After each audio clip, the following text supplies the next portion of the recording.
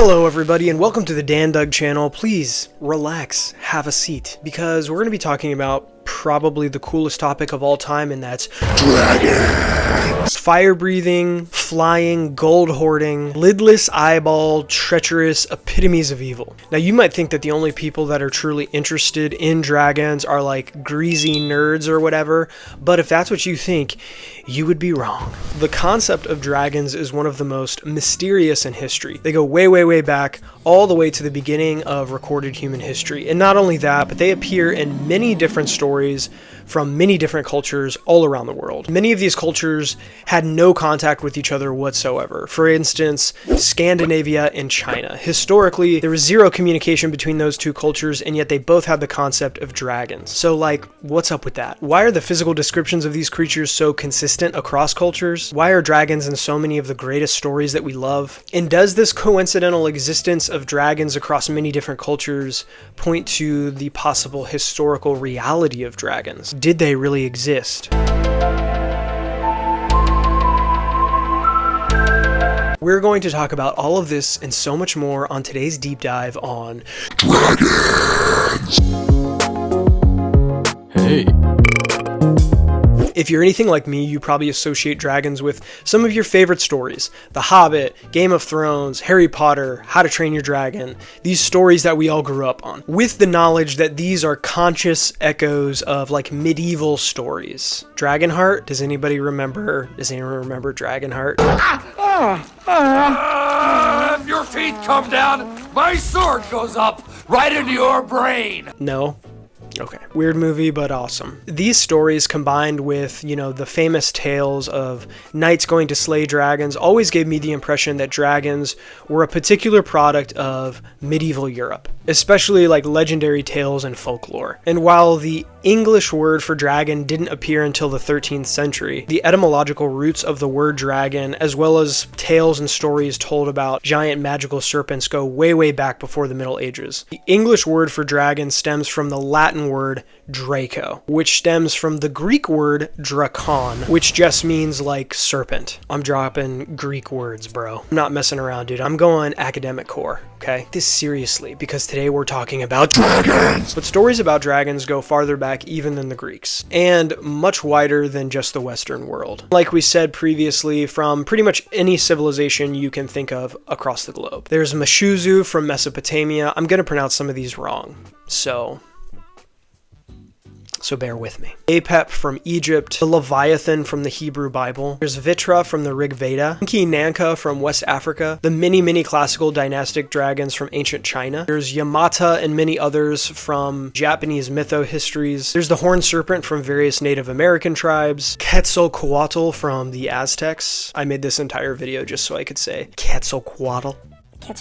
These early versions of dragons were not exactly how we think of dragons today. These were more like Windows 95 dragons. They all roughly had similar characteristics: giant reptilian serpent-like creatures, general fantastical qualities. Some could fly, but most of these ancient ones could not. The ones that could fly and many others were more like composite creatures. They weren't exactly dragons, but maybe they would be a creature like a griffin or like half eagle, half serpent. Not really how we think of dragons. Many of these serpents were overtly associated with the ocean. So how is this possible? How could all of these different cultures have this same idea of a giant serpent? Does this point to the possibility of humans ever having come into contact with dragons? A lot of people have weighed in on this issue over the years. Carl Sagan, a very influential scientist and perhaps more importantly, one of the most important science communicators in the 20th century, speculated in his book Dragons of Eden that dragons as an idea are a product of our primordial ancestry. Basically, we have this vague notion being passed down through our genetic memory from when we were like field mice or whatever, of having these fears and these anxieties about predators. And so therefore they're encoded in this kind of fear instinct, and when we tell these grand stories, we project that out into the form of giant serpents or dragons. This theory of course makes sense, but there's not a great way to test it. What are you going to do, like interview field mice about their greatest fears or whatever? Yes, it must be very tough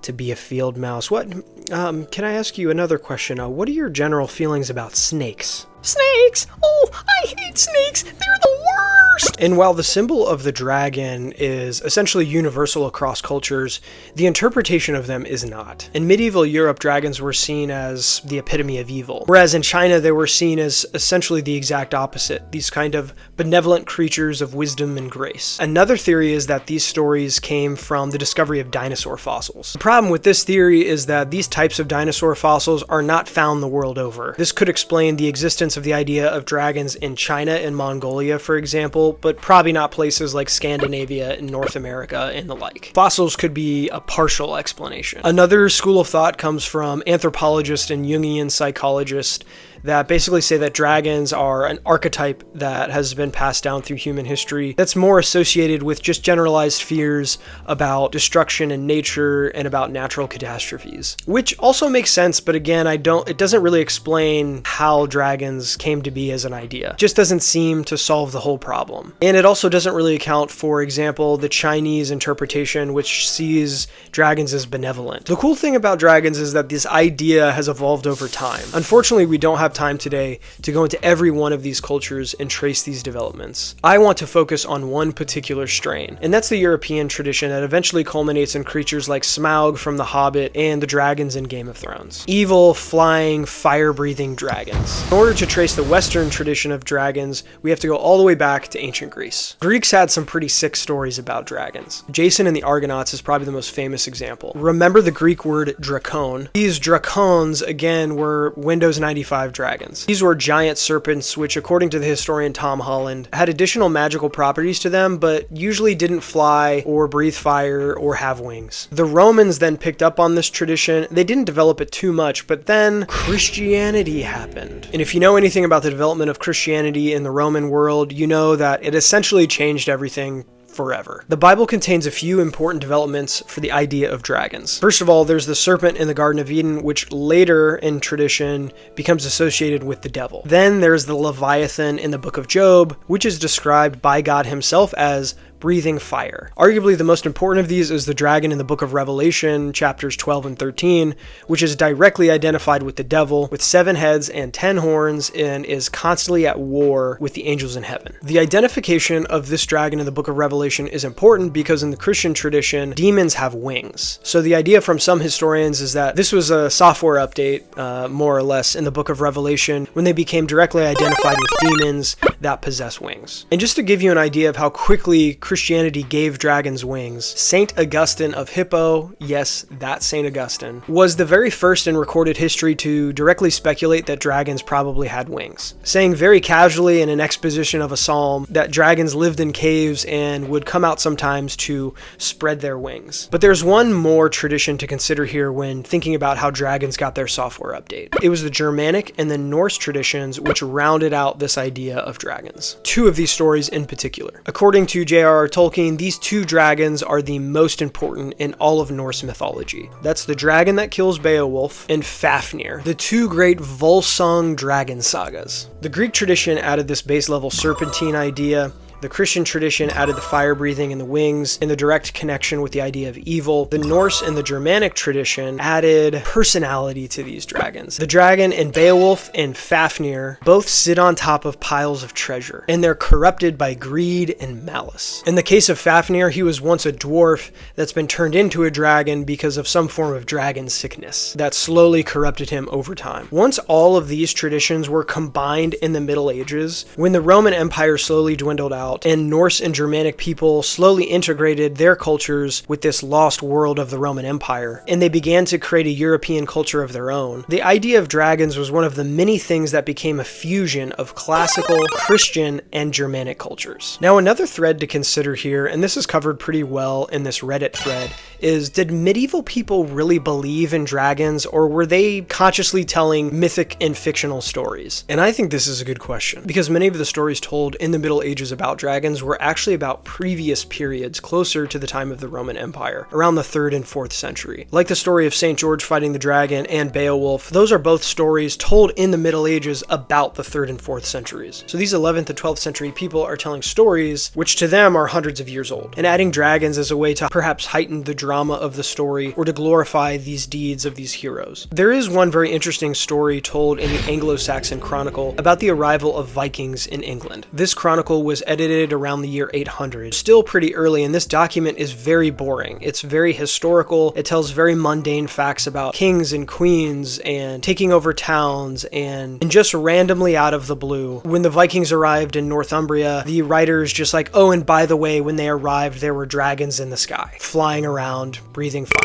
And we're just gonna drop that. We're just gonna drop that right here. And there's also Conrad Gessner's famous Historia Animalium, which is meant to be just a biological encyclopedia of animals, accompanied by pictures. And he just throws in dragons. Just, you got a zebra, you got a tiger, you got a dragon, right alongside normal stuff. And he's like, here you go. He also included unicorns and sea monks. Now, if you don't know what a sea monk is, it was a fish that looked like it was wearing a monk's habit, and sea bishops, which were fish that looked like Catholic bishops. Now, if you look on the internet for people who believe in dragons today, it is a vanishingly small number of people. And I have looked.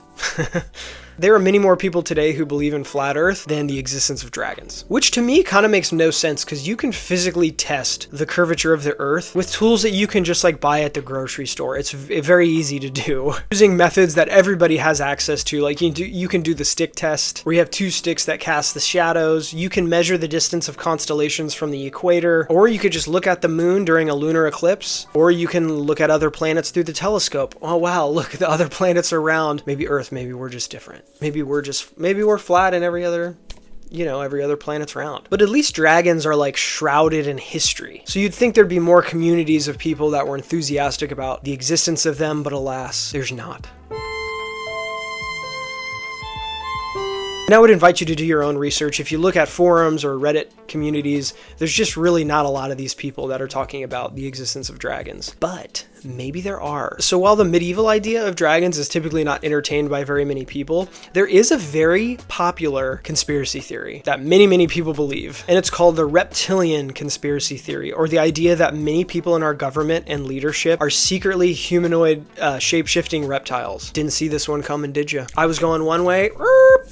According to public policy polling, a poll done in around 2013 suggests that at least 4% of people believe this conspiracy theory to be true. If you do extrapolate that to the entire United States, that's around 12 million people. Sometimes people in this community say that these reptilian lizard people are literally lizards that wear like human flesh as a skin suit. Others say that these are interdimensional extraterrestrials that just like possess humans from afar. The most prominent person to espouse this conspiracy is David Icke, who talks to very large crowds of people about this subject to this very day. This guy has been on huge podcasts and news programs. If you want to go down a gnarly rabbit hole, just search David Icke. This guy pulls views. And the theory is that these interdimensional aliens come from the Draco constellation. Boom, connections, baby. You see these connections? These connections are everywhere. There was also a famous interview on the Opie and Anthony show many years ago where they were interviewing Donald Rumsfeld, who was the Secretary of Defense during the Iraq War. And Louis C.K., the comedian, was on the program, and he just casually, very straightforwardly asks Donald Rumsfeld if he's a lizard. Donald Rumsfeld to the Opie and Anthony show. Sir? Yes, indeed. How are you? Very good. Welcome to the show, Mr. Rumsfeld. Have you ever been interviewed where you got upset with how it went and then actually did anything to exact revenge on the person? Never. Why would he do that, Louis? I don't know. That's Louis C.K. Because, you know, if you're a man of power, it's got to be an interesting thought at least. No, got to expect people to come at you because in our wonderful country, everyone can have their own opinion. They can have intense opinions. It's interesting, though, because there are people who think, I mean, here's a guy who met Eisenhower as a congressman and, you know, worked for Ford and Nixon and Reagan and both Bushes. And there's still those people out there that think, you know, Rumsfeld and Dick Cheney are actually lizards who, I mean, literally, there's people that think they're lizards from outer space. Yeah, that's true. Who eat human flesh. I don't know if anybody's ever asked you directly, sir, but are you a lizard? I don't think are he's you a lizard. actually? Can you just please give that a straight answer? Let him answer. Are you a lizard? Here's the short answer. Yeah. I'm in New York City. I walk down the street. People walk up, shake hands, stop me. They want an autograph. He's a lizard. Want to get a photograph with me. Go to eat last night at dinner, and Joyce and I were sitting there in the little Italian restaurant. and a man came up and said he'd like to buy my dinner, and I Yeah. You didn't answer the question. He's not going to I think you're dignify. hanging around with the wrong people. He's not going to dignify an answer to "Are you a lizard, he Louis?" deflected. Why not? He Just deflected. tell Because me he's no. not a lizard. What is the story about getting somebody paid for your dinner? I would pay for a lizard's dinner. I if think I understood the fact that there are people out there that appreciate what he's done as totally. a leader. And there's plenty of evidence that this guy is a well-decorated and Yes. appreciated American. A And he has patriot. more credibility than almost anybody. Exactly. But I just want to know if he's a lizard. He's not a lizard. Stop it. Probably one of the greatest moments ever to air on radio. You didn't think I was going to land the plane here, did you? Consider this. Human fear and anxiety is so wrapped up in the idea of snakes. From the Garden of Eden all the way to Donald Rumsfeld. Wherever fear abounds, these creatures seem to crop up. People in ancient cultures feared attacks from animals and natural disasters. People in the Middle Ages feared invasion from foreign lands and pestilence. And today we fear our leaders and what they're capable of. Probably for good reason too, since many of them start wars and have their fingers just hovering over the buttons that can launch nukes at any time. Does make sense that we would fear that kind of power. Blows my mind how consistent this idea of reptiles and snakes has been since the dawn of recorded history all the way up into this day. It seems like it's hardwired into us. It'd be very easy to just dismiss all of this stuff as like hooby-looby fiction, but the pattern seems to track so consistently across cultures, it is kind of strange to me. Some people will get very hung up on the literal biological, specifics of what's being discussed. Do I think that literal fire-breathing, flying dragons existed? Probably not, simply because the idea of them evolved over time, and you can track the lineage of that, like in myths and folktales, so it seems like that's not tracking with a biological idea. But could the ancient Windows 95 ones have existed, just like big serpents or lizards? I mean, dinosaurs existed, so I don't see why not. Doesn't seem like that big of a stretch. Evolution of this idea of dragons seems to have evolved with our ideas of evil and with fear. Even as our canvas of ideas has expanded to include things like outer space, through like science fiction, we made dragons into interdimensional aliens. That's about as robust and consistent of an idea as you could possibly imagine. Dragons made it all the way to space. So were dragons real? I guess it depends on how you define it. Biologically, the way the idea evolved, probably not. But did people experience visions of these things? And do they experience visions of these things even now? That's a harder question to answer. And do visions come from things that are hardwired into our genetics, or do we receive signals from somewhere else, some higher dimension? Or if some spiritual force created everything in nature to begin with, is it some combination of the two? I know what I believe. I am certainly open to supernatural explanations for things. Here's what I'll say. If there is a supernatural realm, and I'm not telling you that I can convince you that this is the case, but if there is one, given everything we've learned today, you can bet your bottom dollar that there's probably lizards there. Lots of lizards and snakes. Cause I'm a snake. I'm a slither. Look at my tongue.